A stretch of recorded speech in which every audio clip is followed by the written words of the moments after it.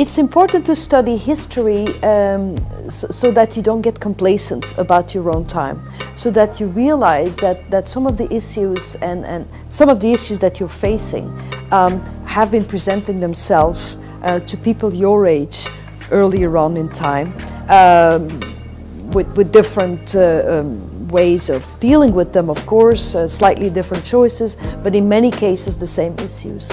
So a lot of what we're facing today is not new, and it helps you be aware of the complexity of society, of culture, of issues of citizenship, of choices, and those are reasons why studying history is important, apart from being fun. Please excuse any mispronunciation of names given herein. The story of the slaves in America begins with Christopher Columbus. His voyage to America was not financed by Queen Isabella, but by Louis de Santiago, who advanced the sum of 17,000 ducats, about 5,000 pounds today, equal to 50,000 pounds, to finance the voyage, which began on August 3rd, 1492. So what's happening during this time is that it's not so much the facade of religion to force people to convert, it was greed. It's because the crown, the King Ferdinand and Queen Isabella are going broke. They're exploring all over the place, wars all over the place, they need money, yes. All right? So who's got the money? Who are the financiers? Who are the ones that are so wealthy in Spain and later Portugal? Well, the Sephardim, the Jews. Columbus was accompanied by 5 Marranos, Jews who had forsworn their religion and supposedly became Catholics. Today, there are no real Marranos to be found within the borders of mainland Spain. Only on the Isle of Majorca can we find a small community of their descendants.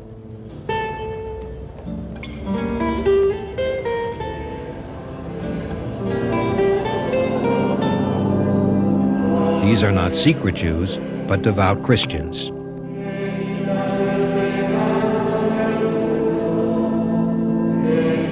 Despite their observance of Catholicism over hundreds of years, they are still regarded by their neighbors as Jews. Genuine Marranos, secret Jews who light Sabbath candles, fast on the Day of Atonement, and eat unleavened bread on Passover, can be found today only in one place, in northeastern Portugal. It says here, the Marranos, the Moorish Jews of Portugal, Spain and Benin, Guinean Coast, Part 1, by Oguejiofo Anu. It says here, Black Moorish Jews of Maghreb, Sudan, and Iberian Peninsula, the Marranos. Black Jews have lived in Iberia and Africa as far back as the time of the Carthaginians. I take it the husband will want the same fate. It is the living God that we serve. Make that 3 less slaves in Carthage. The Moors of Portugal were expelled by 1497 with the Edicts of Expulsion and the Leis de Limpieza de Sangue, the laws of cleanness of blood. The laws of cleanness of blood stated that all Moors and Jews had to flee the peninsula. All Moors and Jews, alright? Not separated, together. And that any Gothic, Cretan, Crusader who aspired to have a middle to high rank in office in the kingdoms had to prove that he had no Moorish or Jewish ancestry for at least 5 generations, until the 4th or 5th generation. The laws lasted until the end of the 18th century. How many people really realize what happened within the Jewish community in Spain in 1492? Well, this is a mystery that God has kept for a long time, because we've said that Christopher Columbus is from Italy. No, he's from Portugal. No, he's from Spain. Well, where is he really from? Well, they say that he was from Genoa, Italy, but his Italian writing is horrible, but his Castilian is perfect, So, so be it as it may, recently there is a growth, an exponential growth of discoveries that point to the fact that Christopher Columbus, first of all, his name is not Columbus. His real name is Salvador Zarco. All right, but now recently we've discovered that Christopher Columbus, Cristóbal Colón, was known as a quote-unquote Marrano. Marrano? The Marranos are those that were forced to convert to Roman Catholicism, that were Sephardim, and then they were forced to eat pork, which is very unkosher, and then they were called Marrano, pigs, swine, because you see the facade of the Spanish Inquisition. What is Inquisition? It comes from the root word to inquire. But this was more than inquiring. This was spying and forcing Jews to convert to Roman Catholicism. Louis de Torre, interpreter, Marco, the surgeon, Bamal, the physician, Alonso de la Calle, and Gabriel Sanchez. The reference is The International Jew by Henry Ford. Gabriel Sanchez, abetted by the other 4 Jews, sold Columbus on the idea of capturing 500 Indians and selling them as slaves in Seville, Spain, which was done. Columbus did not receive any of the money from the sale of the slaves, but he became the victim of a conspiracy fostered by Bamal, the ship's doctor. He, Columbus, suffered injustice and imprisonment as his reward, betrayed by the 5 Marranos, or Jews, whom he had trusted and helped. This, ironically, was the beginning of slavery in the Americas. The source is Adventures of an African Slaver, published in 1928, page 11. The Jews were expelled from Spain on August 2nd, 1492, and from Portugal in 1497. Many of these Jews immigrated to Holland, where they set up the Dutch West Indies Company to exploit the New World. In 1654, the first Jew, Jacob Bar Simpson, immigrated from Holland to New Amsterdam, or New York. And in the next decade, many more followed him, settling along the East Coast, principally in New Amsterdam and Newport, Rhode Island. They were prevented by ordinances issued by Governor Peter Stuyvesant from engaging in the domestic economy, so they quickly discovered that the territory inhabited by the Indians would be a fertile field. There were no laws preventing the Jews from trading with the Indians. The first Jew to begin trading with the Indians was Hyman Levy, who imported cheap glass beads, textiles, earrings, armbands, and other cheap adornments from Holland, which were traded for valuable fur pelts. Hyman Levy was soon joined by Jews Nicholas Lowe and Joseph Simon. Lowe conceived the idea of trading rum and whiskey to the Indians and set up a distillery in Newport, where these 2 liquors were produced. Within a short time, there were 22 distilleries in Newport, all of them owned by Jews, manufacturing and distributing firewater. The story of the debauching of the Indians, with its resultant massacres of the early settlers, is a dramatic story in itself. It is essential to comprehend the seaport of Newport. It is important in order to recognize the Jewish share in the slave commerce. There was a period when it was commonly referred to as, quote, the Jewish Newport World Center of Slave Commerce, unquote. Altogether at this time, there were, in North America, 6 Jewish communities: Newport, Charleston, New York, Philadelphia, Richmond, and Savannah. There were also many other Jews, scattered over the entire East Coast. Although New York held first place in the settlers of Jews in North America, Newport held second place.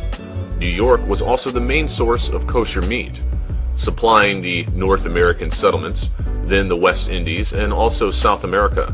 Now Newport took over. Newport also became the great trade harbor of the East Coast of North America. There, vessels from other ports met to exchange commodities. Newport, as previously mentioned, represented the foremost place in the commerce of rum, whiskey, and liquor dealings. And to include, it finally became the main center of slave dealings. It was from this port that the ships left on their way across the ocean to gather their black human cargo and then derive great sums of money in exchange for them. An authentic contemporary report based on authority indicates that of 128 slave ships, for instance, unloaded in Charleston within 1 year, their cargo, 120 of these were undersigned by Jews from Newport and Charleston by their own name. About the rest of them, one can surmise, although they were entered as Boston, Norfolk, and Baltimore. Their real owners were similarly the Jewish slave dealers from Newport and Charleston. One is able to assess the Jewish share in the entire dealings of Newport if one considers the undertaking of a lone Jew, Portuguese Aaron Lopez, who plays an important part in the overall story of the Jews and slavery. Concerning the entire commerce of the colonies and the later state of Rhode Island, which included Newport, bills of lading, concessions, receipts, and port clearances carried the signature name of Jew Aaron Lopez. This also took place during the years 1726 to 1774. He had, therefore, more than 50% of all dealings under his personal control for almost 50 years. Aside from that, there were other ships which he owned, but sailed under other names. In the year 1749, the first Masonic Lodge was established. 90% of the members of this first lodge, 14 all told, were Jews, and one knows that only so-called prominent individuals were accepted. 20 years later, the second Masonic Lodge, or King David, was established. It is a fact that all of these members were Jews. In the meantime, the Jewish influence in Newport had reached such proportions that President George Washington decided to pay them a visit. Upon his appearance, both of the Masonic lodges sent an emissary, a Jew named Moses Sussex, to approach the president with a petition in which the Jews of Newport stated, quote, "If you will permit the children of Abraham to approach you with a request, to tell you that we honor you and feel an alliance," and then, quote, "Until the present time, the valuable rights of a free citizen have been withheld. However, now we see a new government coming into being based on the majesty of the people. A government not sanctioning any bigotry nor persecution of the Jew, rather to concede the freedom of thought, which each shares, whatever nation or language, as a part of the great government machine," unquote. It is necessary at this point to consider the disclosures as to who, in reality, obtained this legendary freedom in America at the founding of the Union. To be sure, the province became independent and severed from the English jurisdiction. However, we can see from the petition which Moses Sussex offered President Washington in the name of the Jews of Newport, that it was not in reality this type of freedom which they had in mind. They were merely concerned about themselves and their, quote, "own civil rights," unquote, which had been withheld. Therefore, following the Revolutionary War, the Jews were accorded equal rights and freed of all restrictions. And the Negroes? Well, the Revolutionary War notwithstanding, they remained slaves. In the year 1750, 1/6 of the population in New York was Negroid, and proportionately in the southern parts of the country, they outnumbered the others. But the proclamation of freedom did not touch them. Men are created equal. Indeed, Brother Washington. All Freemasons meet as equals, and we have an opportunity to create a nation in the very essence of Masonic morality. Let us scrutinize at close range this dismal handiwork of the Jews, which gave them influence and power, so we may comprehend the slave trade. For there has been so much written since that time by the zealous Jewish writers, that at the present, long since removed, it might appear natural, for the time element has a tendency to make things nebulous. Let us follow the journey of one ship owned by a slave dealer, Aaron Lopez, which had made many trips to the African coast. For instance, in the month of May 1752, the ship Abigail was equipped with about 9,000 gallons of rum, a great supply of iron foot and hand restraints, pistols, powder, sabers, and a lot of worthless tin ornaments, and under the command of the Jewish Captain Friedman, sailed off for Africa. There were but 2 mates and 6 sailors comprising the crew. 3½ months later, they landed on the African coast. Meantime, there had been constructed an African agency by the Jewish slave dealers, who had corralled them and prepared them for sale. Historians estimate that between 1500 and 1870, more than 11 million men and women were carried across the Atlantic Ocean in ships like these. The passengers were forcibly transported from Africa to the West Indies, Brazil, or other lands of the Americas. These people were enslaved Africans, and their lives on board the slave ships were filled with pain, suffering, and death. In the 1500s, Europeans saw enslaved Africans as a source of inexpensive labor for their colonies. European planters established plantations or huge farms in North America, South America, and the Caribbean. As the plantations grew, more slaves were needed to work on them.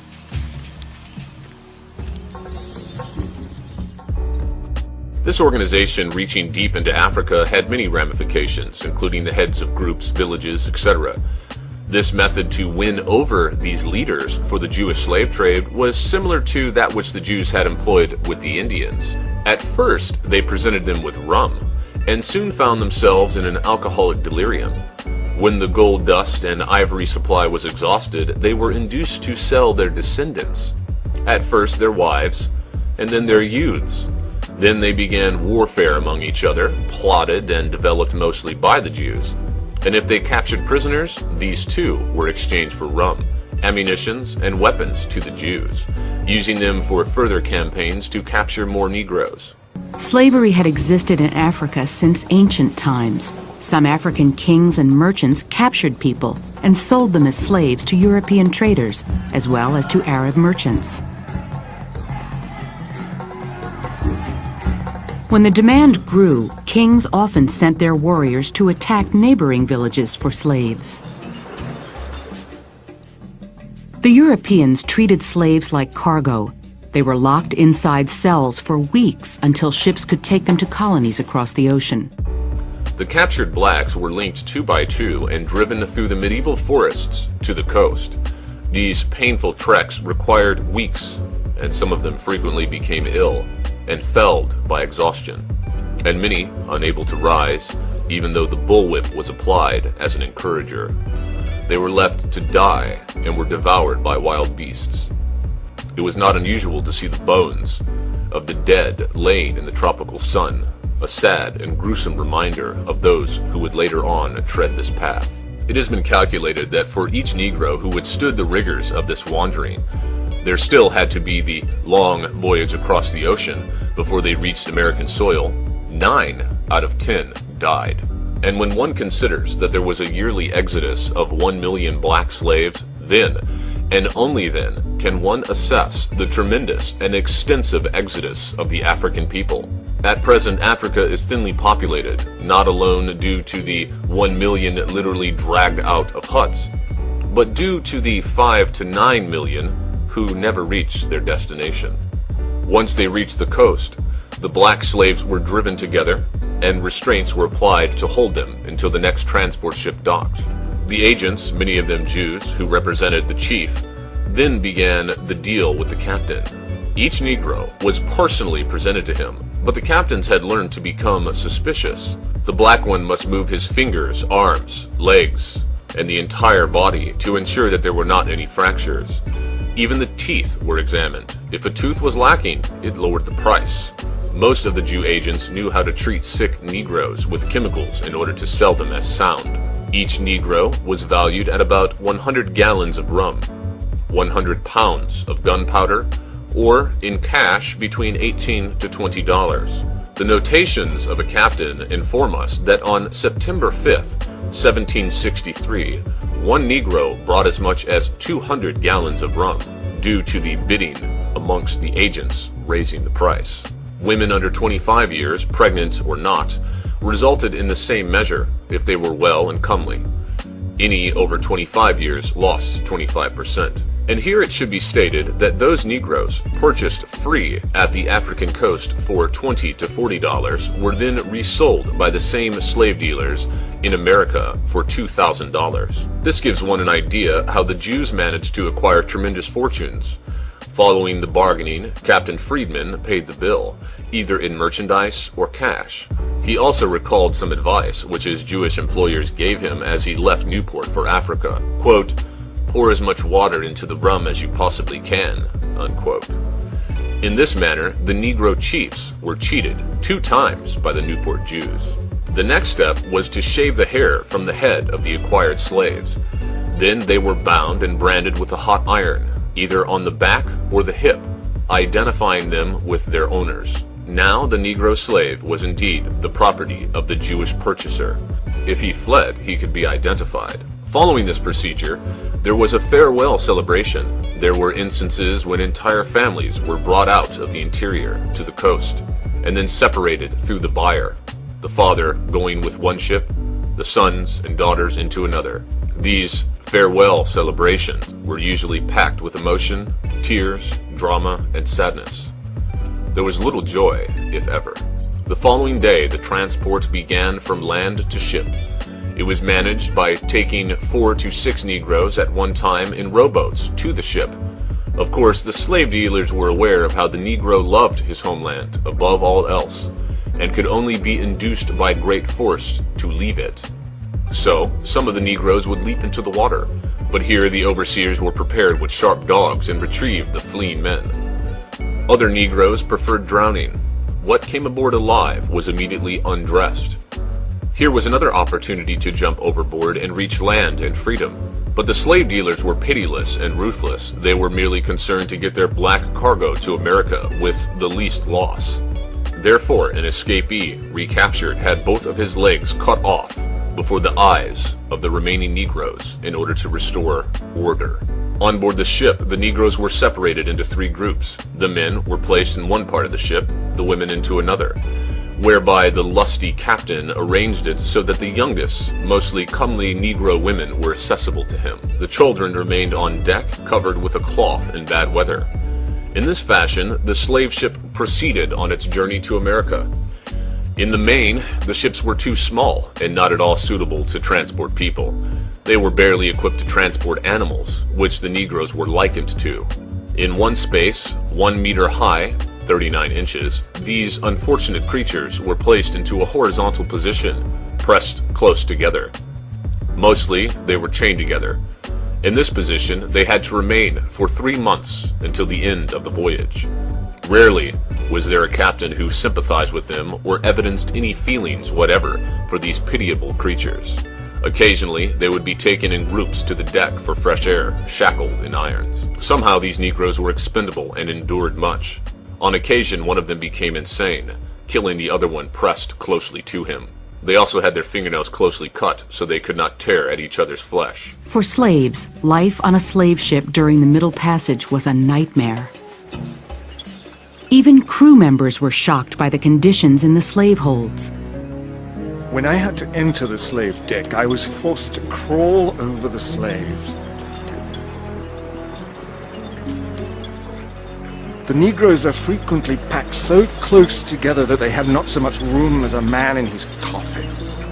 I was so overcome with the heat, stench, and foul air that I nearly fainted.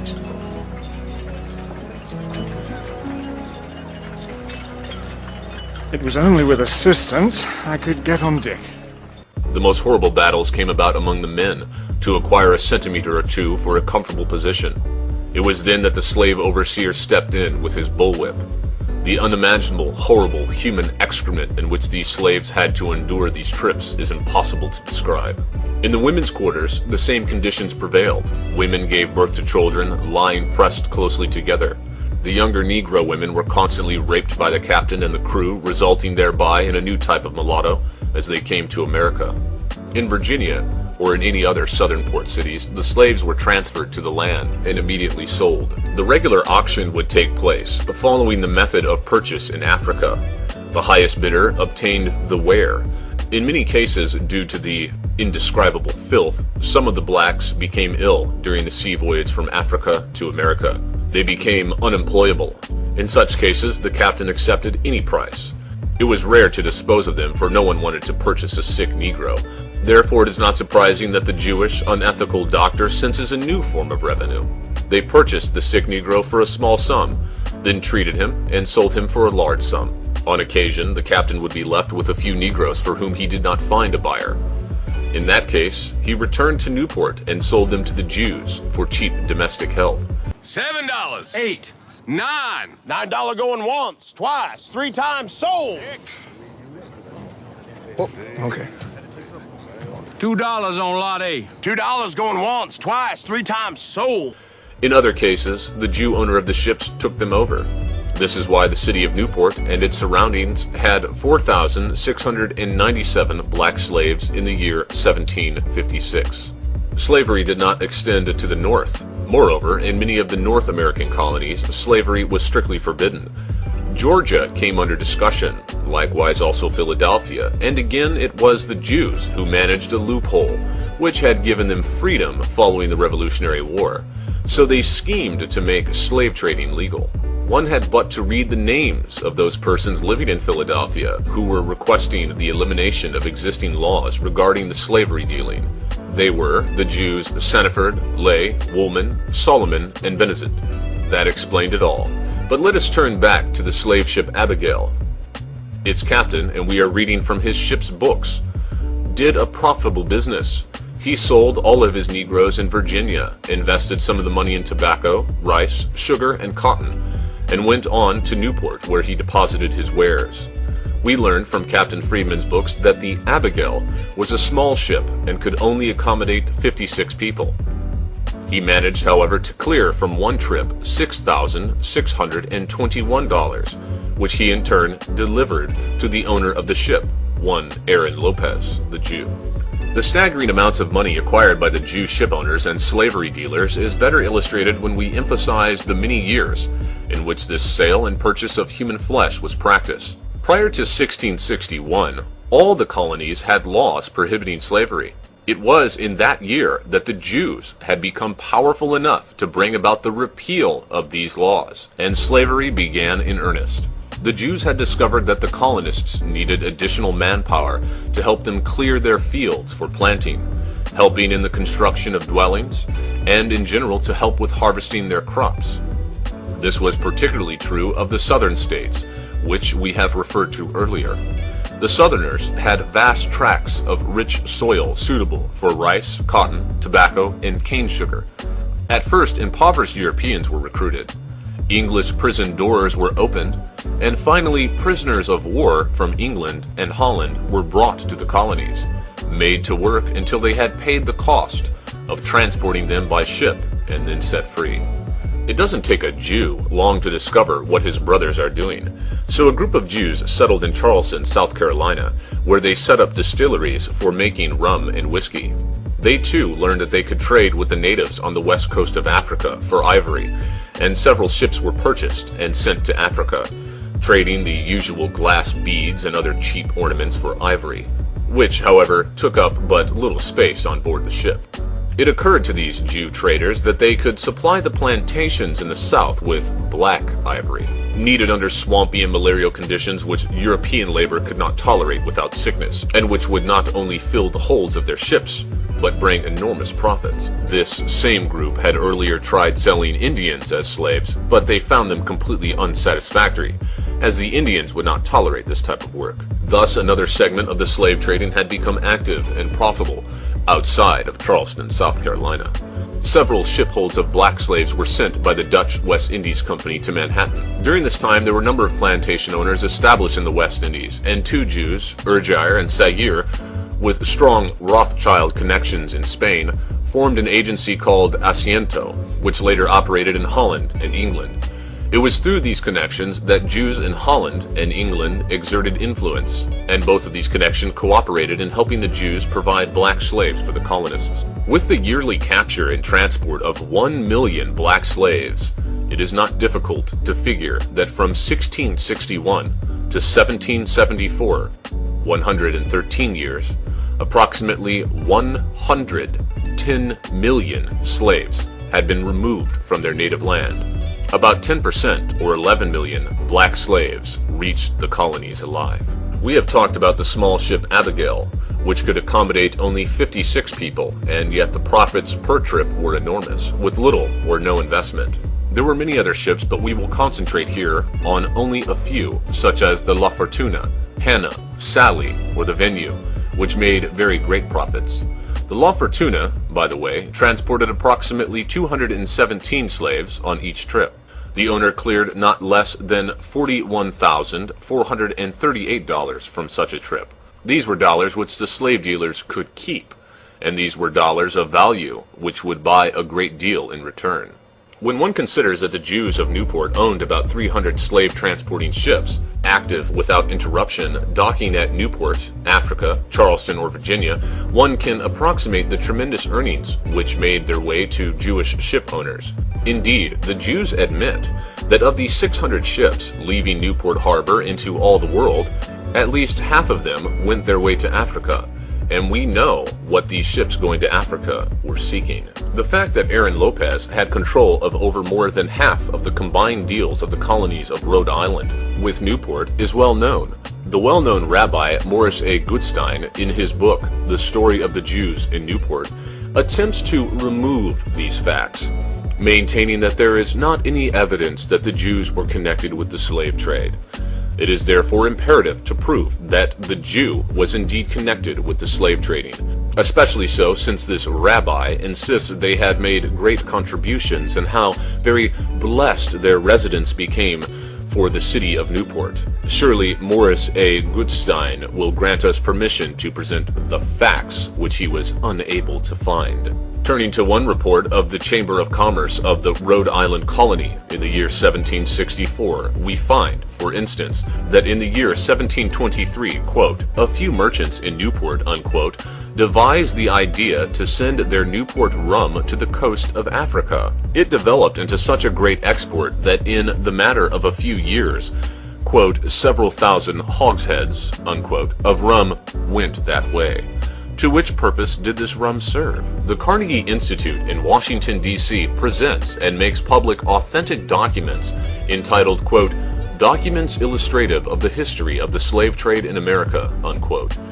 We wish to present a few facts from this particular collection of original documents and scrutinize them at closer range, and not at all to prove the heretofore Rabbi Morris A. Gutstein in error.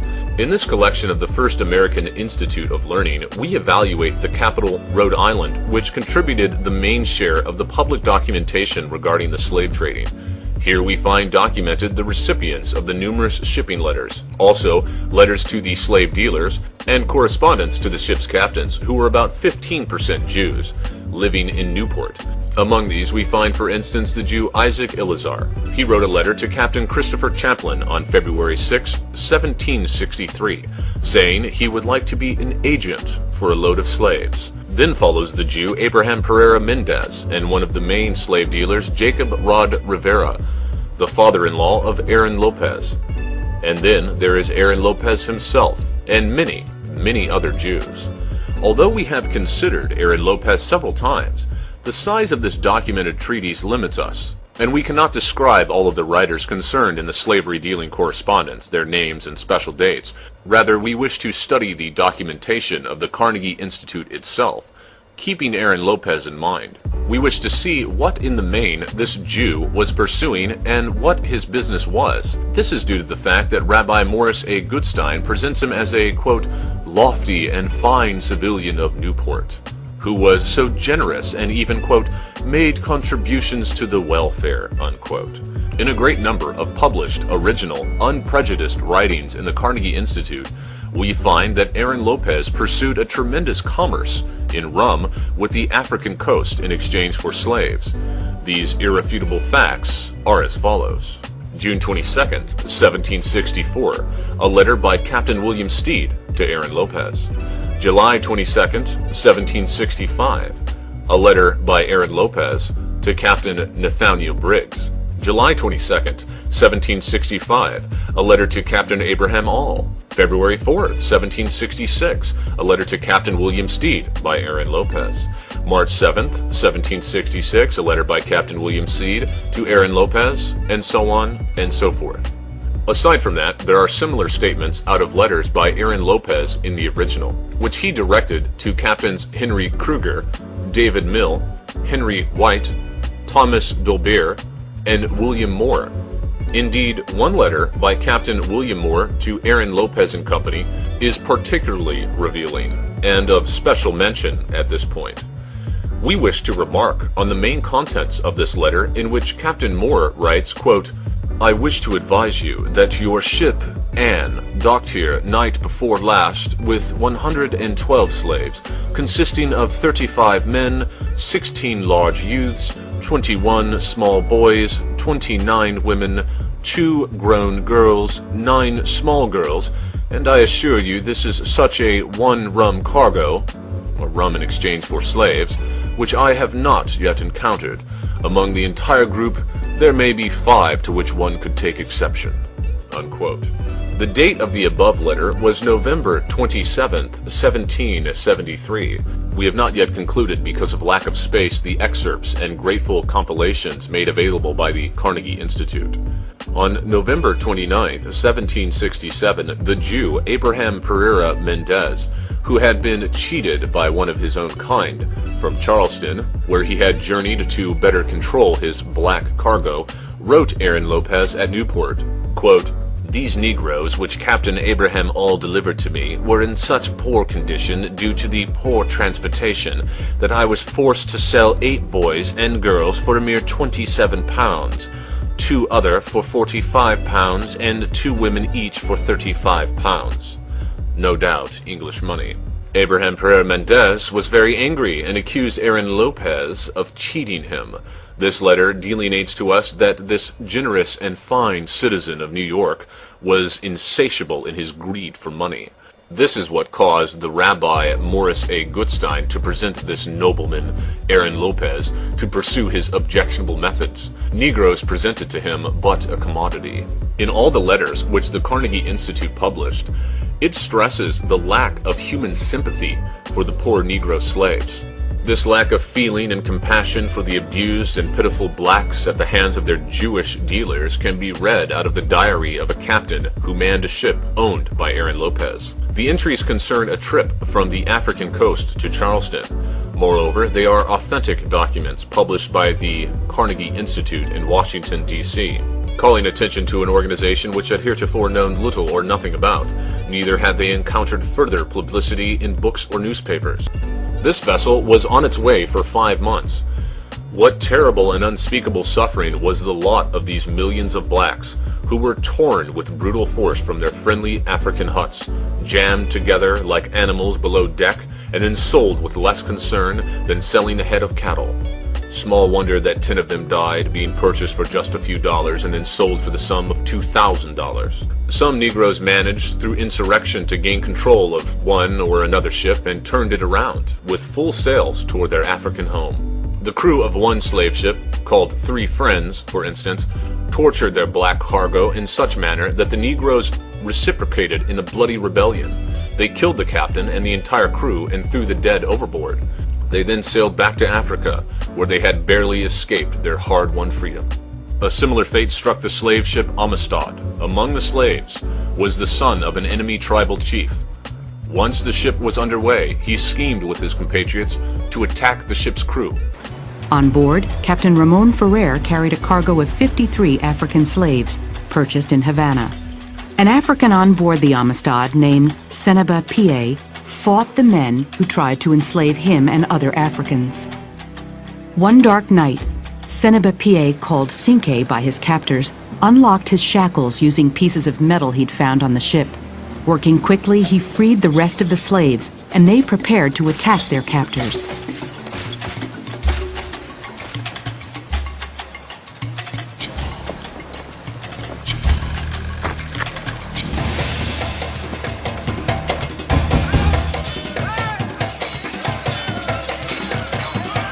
The Africans took over the Amistad. The cabin steward translated the Africans' demand: sail the ship back to Africa or the crew would be killed. Following a bloody battle, they managed to capture the captain. The Negro prince forced him to turn back to Africa. Then, in the evening, under cover of darkness, he changed his course, zigzagged for months until he came close to the American coast and encountered a government ship. This took place in the year 1839, when slave trading was already forbidden and illegal. What the movie Amistad will not tell you is the Jewish involvement in the slave trade. In the summer of 1839, American newspapers along the eastern seaboard reported wild stories of a ship manned by black pirates. An American ship called the Washington found the Amistad and captured it. The ship, including the Africans, was taken into custody. The Spanish government, which had colonized Cuba, demanded that President Martin Van Buren send the Africans to Cuba, where they would remain slaves. But former President John Quincy Adams thought that the slaves should remain free. He argued that since they had been taken from Africa illegally, they were not then legally slaves. For more than a year, Adams fought for the Africans' release. On March 9, 1841, the Supreme Court of the United States announced its decision. It is the ultimate right of all human beings in extreme cases to resist oppression and to apply force against ruinous injustice.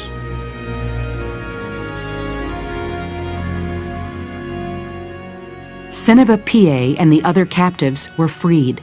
The United States Supreme Court had recognized these Africans as free human beings. The Negro slaves were freed and the captain punished. These sea voyages were not without danger when they had black cargo, which accounts for the fact that the Jews most always engaged non-Jewish captains. The slave dealers preferred to remain in their offices and counted the fat winnings following each journey, such as Aaron Lopez, who left his heirs one of the largest fortunes in the New England era. When reviewing the documented facts contained herein, it is important that one always remembers that it was a lucky captain who did not lose more than 9 out of 19 slaves on the return trip. It is equally important to remember that these poor black creatures had to lie in human excrement for the entire trip. Think about it. No wonder sickness and disease took such a high toll. Remember the figures. Approximately 110 million black people were captured and removed from their homeland in Africa. Only 11 million of these black slaves reached the colonies alive. And the Jews still talk about the Germans and Hitler and how supposedly 6 million Jews were exterminated during World War II. This is the greatest lie ever perpetuated upon the people of the world, whereas the story of the poor black slaves is documented with truth. The evidence is still available for the people of the world to see. The Carnegie Institute of Technology is located in Pittsburgh, Pennsylvania. As this movie and the document which I am narrating from is distributed, eventually reaching the hands of the Jews, the evidence will probably be removed and destroyed until finally all documentation is removed which is damaging to the Jew. The Jews have been engaged in this practice for centuries. Truth, however, truth which bears fact, cannot remain covered or hidden forever. And more truths are being disclosed by those of us who intend to free America. The published documentation contained herein was obtained from the Carnegie Institute of Learning, presently known as the Carnegie Institute of Technology. The following is a partial list of the slave ships owned by the Jews. The Abigail by Aaron Lopez, Moses Levy, and Jacob Franks. The Crown by Isaac Levy and Nathan Simpson. The Nassau by Moses Levy. Four Sisters by Moses Levy. The Anne and Eliza by Justice Bosch and John Abrams. The Prudent Betty by Henry Kruger and Jacob Phoenix. The Hester by Mordecai and David Gomez. The Elizabeth by David and Mordecai Gomez. The Antique by Nathan Marston and Abram Lale. The Betsy by De Wolfe. The Poi by James De Wolfe. The White Horse by Jan de Sviets.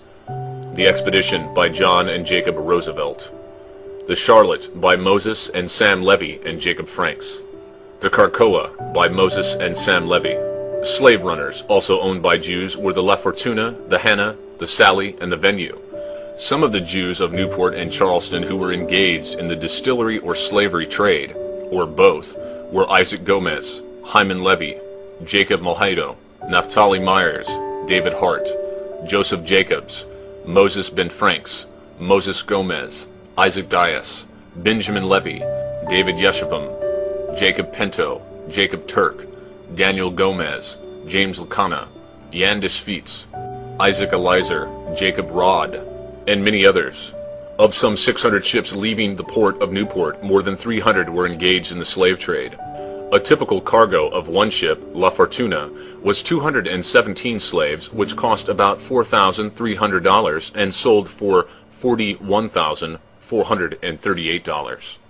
Only about 10% of the slave ship captains were Jews. not wanting to subject themselves to the rigors of the 6-month journey.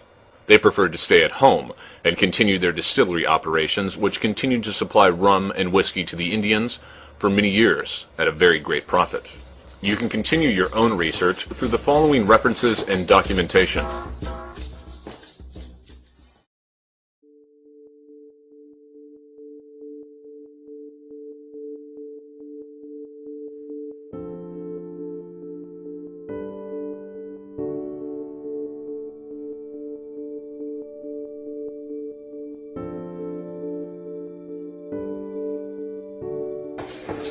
Finally, we cannot undertake even this brief history of the modern Jew without taking note of a phenomenon which has confounded Gentile societies for 20 centuries, namely the persecution myth. Since first appearing in history, we find the Jews propagating the idea that they are an abused and persecuted people, and this idea is, and has always been, central in Jewish thinking. The myth of persecution is the adhesive and cement of Judaism.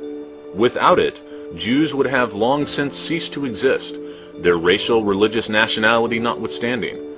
It is a fact that the Jewish people have suffered numerous hardships in the course of their history, but this is true of other peoples too.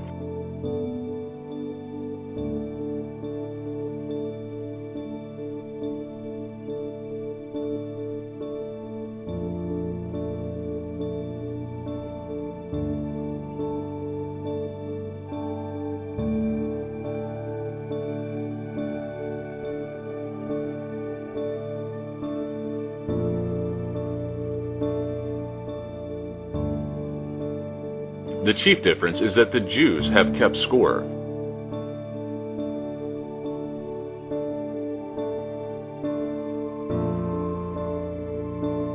We must repeat, they have kept score. They have made a tradition of persecution. A casual slaughter of thousands of Christians is remembered by no one in 50 years. But a disability visited upon a few Jews is preserved forever in Jewish histories, and they tell their woes not only to themselves, but to a sympathetic world as well. Are you kidding? The Jews were enslaved too. The slave trade is way worse than the Holocaust. How do you say it's way worse? The idea wasn't to exterminate them, the idea was to make them work. The idea wasn't to exterminate them, the idea was to make them work. So slavery was just a jobs program that got out of hand?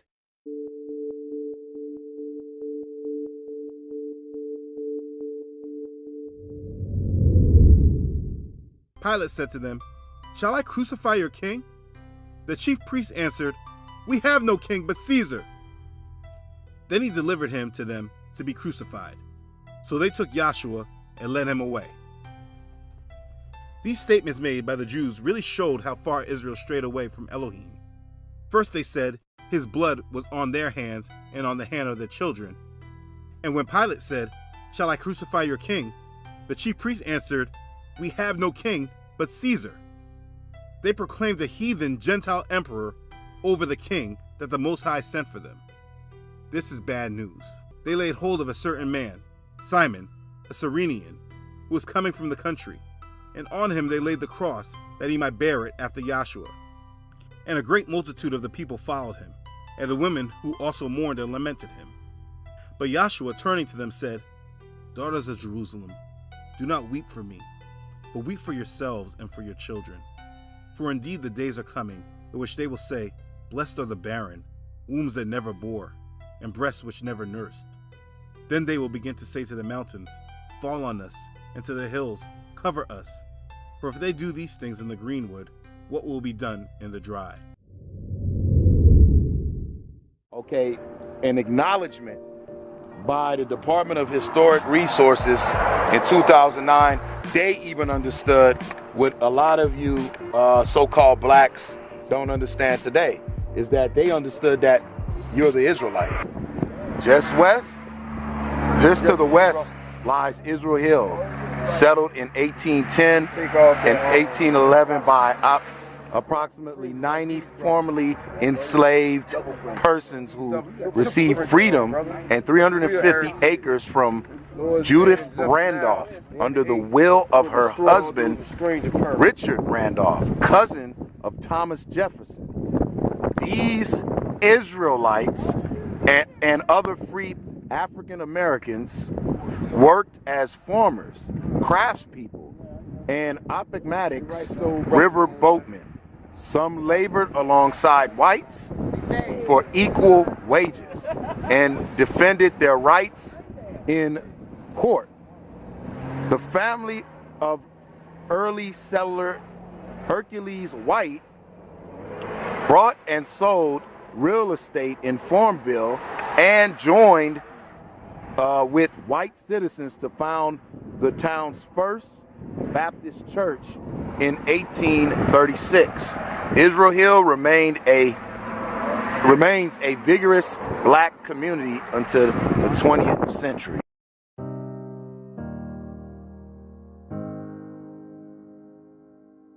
I think it's really important to study history because we have to learn where we came from as a people, as a country, as a culture.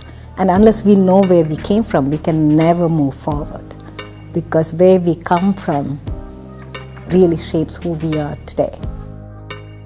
I think it's a cliche, but it's important to study history so that we don't repeat the mistakes of the past. And it's also very fascinating to figure out what are the roots of the things that we do now? Where are the habits and the customs that we have with us? Where did they come from? And to get a sense of where they came from, who made them, what we are in some sense reenacting without knowing it, can really be a very interesting process.